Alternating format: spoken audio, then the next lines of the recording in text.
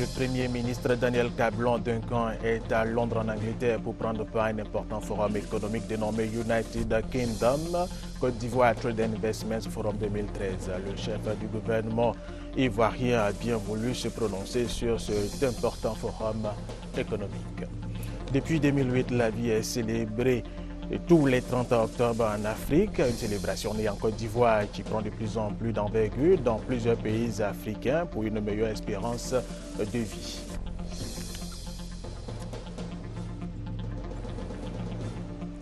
Les routes dans la commune de Bouaké sont dans un état de dégradation très avancé. Les usagers espèrent qu'avec l'arrivée prochaine en novembre du président de la République dans la région de Békès, ces routes vont être réhabilitées.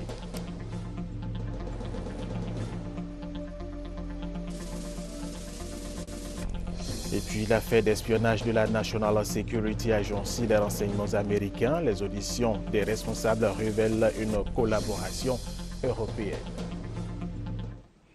Mesdames et messieurs, bienvenue et merci de regarder RTI 1. Le Premier ministre Daniel Cablon-Duncan est à Londres en Angleterre pour prendre part à un important forum économique dénommé United Kingdom Côte d'Ivoire Trade and Investments Forum 2013. Objectif de ce forum attirer le maximum d'investisseurs britanniques en Côte d'Ivoire. La Grande-Bretagne représente le deuxième pays européen investisseur en Côte d'Ivoire, précisément dans les domaines de l'énergie, des mines, des banques et des nouvelles technologies. Le chef du gouvernement est arrivé à Londres à la tête d'une forte délégation de plusieurs ministres et hommes d'affaires ivoiriens.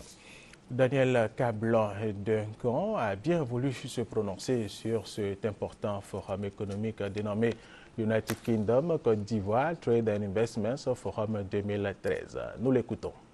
Justement, lorsque nous sommes passés il y a 3 mois, il avait été convenu avec les autorités britanniques qu'on devrait organiser un pré-forum ici donc à Londres, de manière à pouvoir rencontrer les hommes d'affaires et les financiers britanniques et préparer leur venue à Abidjan pour le forum qui doit avoir lieu à Abidjan du 29 janvier au 1er février 2014.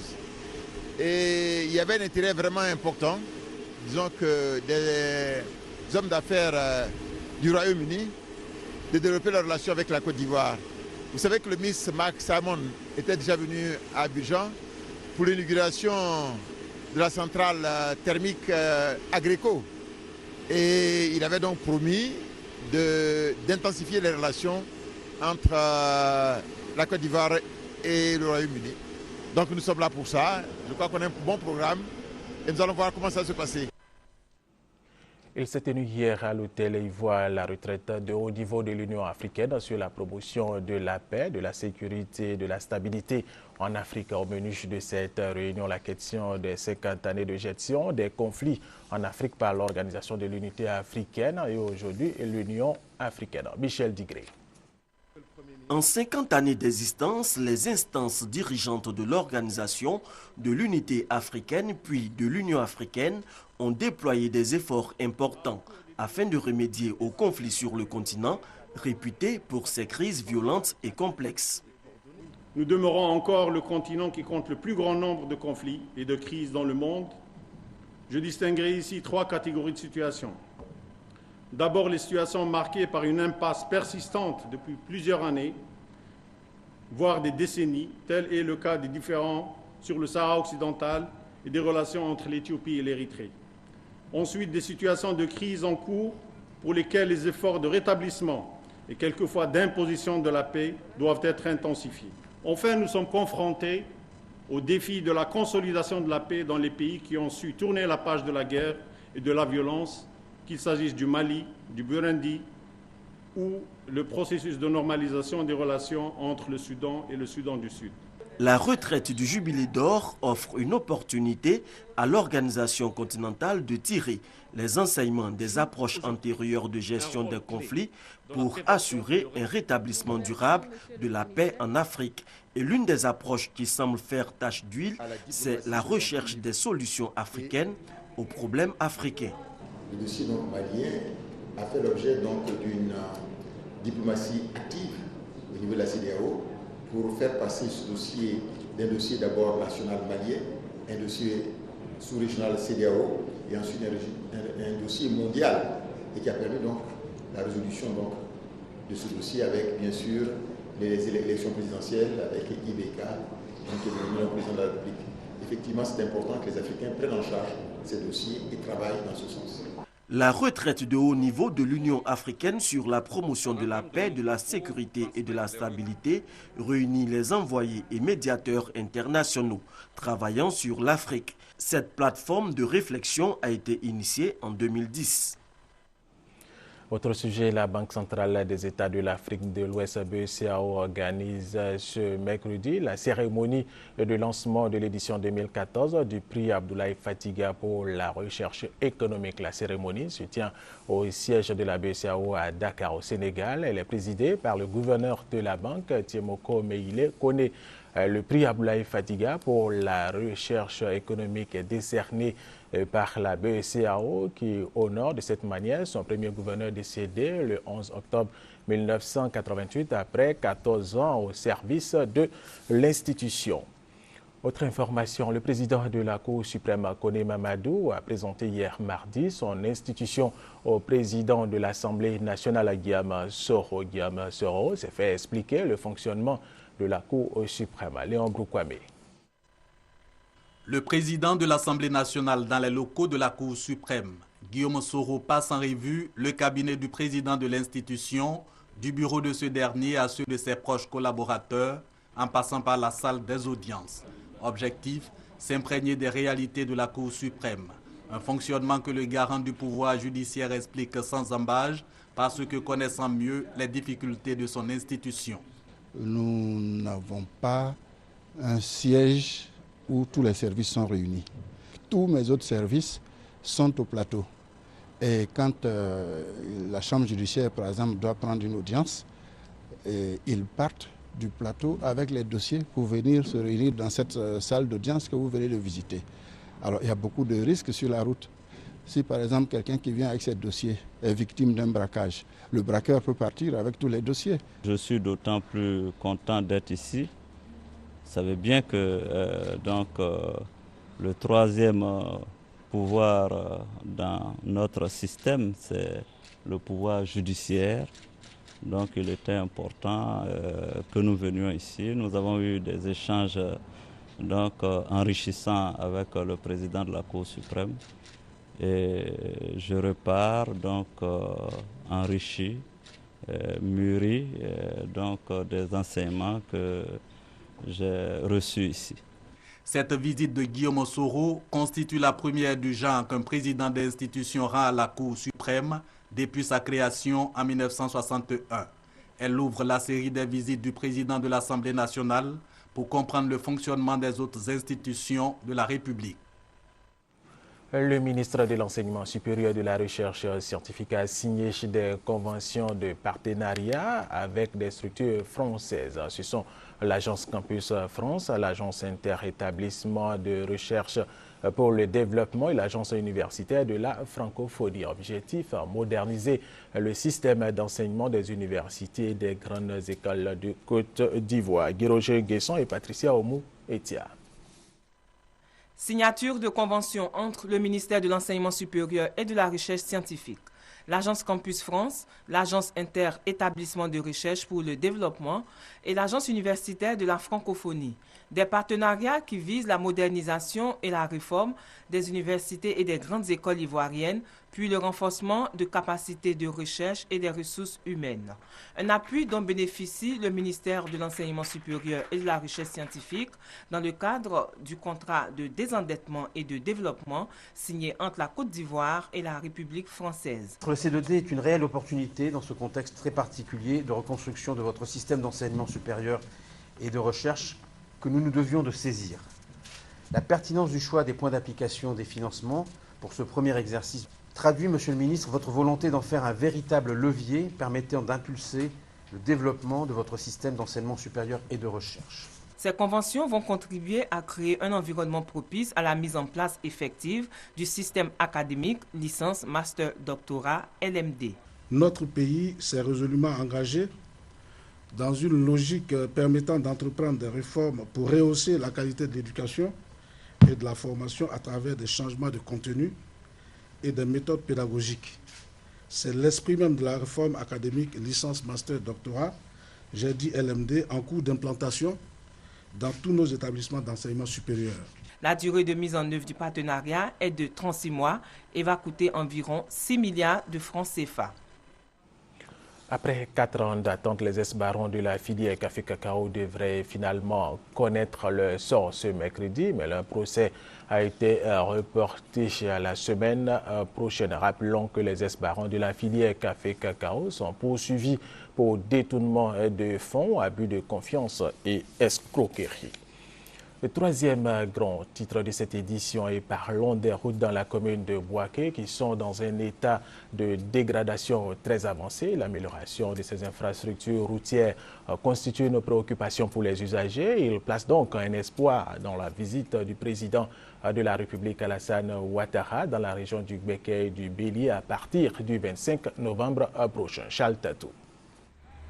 Circuler dans les rues de Boaké en véhicule ou en moto relève d'un véritable parcours du combattant pour les usagers. Les rues qui faisaient autrefois la fierté de la ville ne sont plus que l'ombre d'elles-mêmes. Pour s'en apercevoir, il suffit de faire un tour sur ces voies garnies de plusieurs nids de poules. À chaque moment, on casse les lames ressorts, les pièces, vraiment c'est pas facile quoi. Plus alarmant, les voies des quartiers comme Nembo, Air France, Broukro, Sokora, Commerce, Zone et Ngatakro, véritable calvaire aussi bien pour les automobilistes que pour les passagers. Outre ces principales artères, les voies à l'intérieur de plusieurs quartiers de la ville de Boaké n'échappent pas à cette situation. Les populations fondent beaucoup leur espoir sur la visite du président de la République, Alassane Ouattara, prévue pour le 25 novembre prochain dans leur région. On a trop souffert à Boaké ici, donc on préfère qu'il arrange les routes. Ce qu'on attend là, il faut que tout cela soit réparé. La dernière fois, c'est la seule grande voie qu'on a vu réparer. Dans le quartier, il n'y a pas de route. Depuis la crise, les routes sont vraiment dégradées. Et on espère qu'avec l'arrivée du président, les routes seront retapées et Boaké va retrouver son lustre d'antan. La route précédant le développement, le gouvernement ivoirien a initié plusieurs projets de construction de routes, de ponts et de réhabilitation des voies dans tout le pays.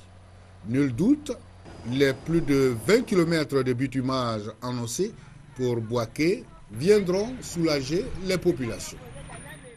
Et les populations des régions de Gbeke et du Bélier sont dans l'attente de la visite du chef de l'État qui débute le 25 novembre prochain. Avant cette date, les chefs de canton de Boaké expriment leurs préoccupations et leurs attentes. À l'occasion de la visite d'État du président de la République dans la région de Gbeke, les couches socio-professionnelles se mobilisent pour lui réserver un accueil chaleureux. La chefferie traditionnelle des 13 cantons de la région compte remplir pleinement sa mission, entre autres la sensibilisation et la mobilisation dans les communautés rurales. Cependant, parlant au nom des populations, ces chefs traditionnels ont un seul vœu, voir la réalisation de plusieurs infrastructures socio-économiques dans leurs localités respectives, à savoir dans les domaines de la santé, l'éducation, la sécurité, l'eau et la route. On a besoin de routes depuis près de 20 ans, on n'a plus de routes. Il faut que dans les grands villages, on ait des pompes villageoises améliorées et puis la sécurité surtout. Chez moi, à Konakankro, il y a l'EFA, la base aérienne, tout est gâté. Nous voulons que tout ça là, ça n'a qu'à s'arranger. L'usine de Boaké, rien ne marche encore. Nous voulons que le président n'ait qu'à avoir ses autorités qui sont à Boaké ici, de faire de telle sorte que tout ça là n'a qu'à marcher pour que nos enfants puissent avoir du travail. Nous avons vraiment besoin de lui. Parce que, vous savez, Béoumi est enclavé depuis que le pont est cassé là. Vraiment, s'il venait pour désenclaver notre Béoumi, ce serait une joie. Un président de la République qui se déplace pour venir dans une région, c'est comme un messie qui arrive chez vous. Donc nous sommes très contents. Il viendra nous aider à repenser tout ce qui est gâté à Bouaké. J'ai besoin de l'eau, tout école, et puis pont même, il y en a problème de pont. Il faut que mon village soit clair, courant, tout ça là, j'ai besoin. Dans la région de Bouaké, tout est priorité selon les dits des populations. Cette visite d'État du président de la République, très attendue, est donc une véritable lueur d'espoir.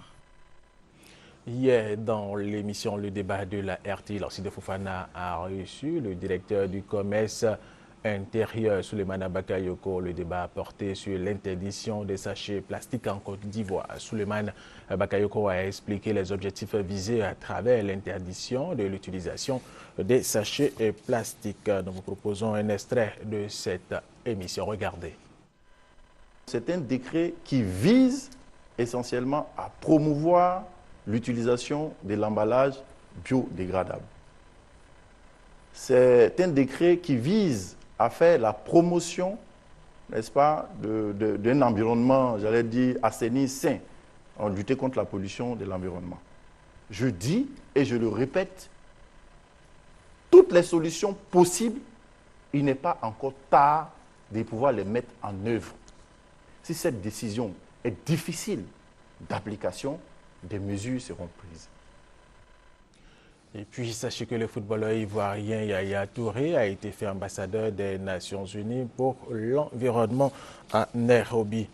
Dans l'actualité ivoirienne, le département de philosophie et le bureau des doctorants en histoire de l'UFR, des sciences de l'homme et de la société de l'université Félix Houphouët-Boigny de Cocody ont organisé un colloque international sur la renaissance africaine et l'afrocentricité. Objectif, amener les Africains à prendre conscience des richesses que représente la culture africaine, la capitaliser afin d'en faire un outil de développement. Vénance Emmanuel. Personnalités universitaires, membres de la société civile, décideurs politiques, étudiants et personnalités du monde de la culture, tous étaient présents au colloque international sur la renaissance africaine et l'afrocentricité. Devant l'auditoire, le professeur Amam Mazama a défini l'afrocentricité comme une philosophie qui consiste à mettre en avant l'identité particulière et les apports des cultures africaines à l'histoire mondiale. Selon elle, la communauté scientifique occidentale sous-estimerait la civilisation africaine. Il revient donc aux Africains, selon elle, de les valoriser afin de les imposer. Nous acceptons cela, que l'Europe est la norme, que l'Europe est le modèle idéal. Et j'ai insisté qu'en fait, ce n'était pas du tout le cas. Que quand on regarde un peu les sociétés occidentales, on se rend compte que ce sont des sociétés qui ont de gros problèmes. Et qu'est-ce que l'Africain doit faire? L'Africain, je pense déjà, se reconnecter le plus possible avec sa culture. Et ça passe nécessairement par les ancêtres. Cette affirmation est entièrement partagée par les participants. Selon eux, la culture africaine renferme d'énormes richesses qui peuvent contribuer au développement du monde. On parle de démocratie à l'occidental, mais ce n'est pas de la démocratie. C'est l'arbre à palabre qui est la démocratie. Toutes les votations, comme on dit maintenant, sont toujours confligènes. Il y a toujours des histoires, les gens s'entretuent pour élire leurs représentants, désigner leurs responsables. C'est toujours lié à des conflits. Alors qu'en Afrique traditionnelle, 100 ans, il n'y avait pas de conflit. Les problèmes de désignation du responsable ou bien du chef de village étaient déjà réglés par la tradition elle-même. Au thème des exposés, les conférenciers souhaitent que les œuvres des écrivains africains soient de plus en plus enseignées dans les écoles. Ils souhaitent aussi la création de centres et instituts de recherche sur l'afrocentricité afin de valoriser les valeurs africaines.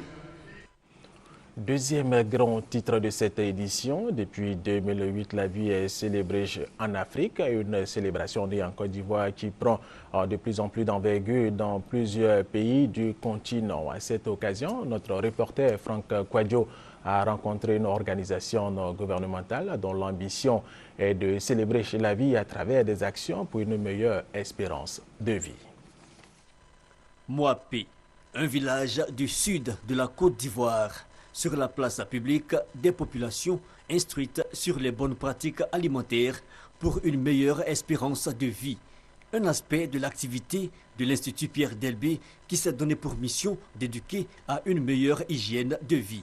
L'espérance de vie ivoirienne est de 57 ans, tandis que dans toute l'Afrique subsaharienne, elle est de 54 ans. Les habitudes alimentaires sont les facteurs clés et déterminants de l'augmentation de l'espérance de vie. Une personne qui passe les 7 jours de sa semaine à boire, à consommer de l'alcool, une personne qui passe les 7 jours de sa semaine à consommer de la nicotine, sont des facteurs qui sont déterminants pour la régression de la vie. De beaux réflexes pour vivre longtemps. La recette est simple selon l'Institut.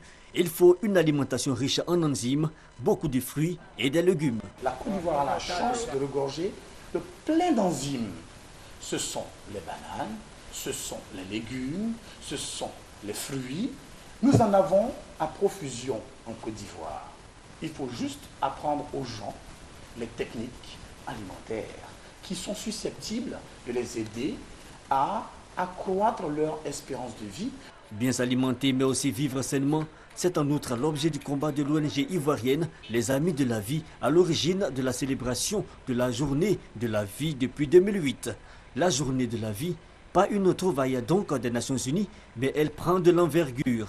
Plusieurs pays dans le monde, dont le Bénin, la France et les États-Unis, la célèbrent. Une façon de rejeter le négatif et prôner les valeurs de développement, d'hygiène de vie et de la morale.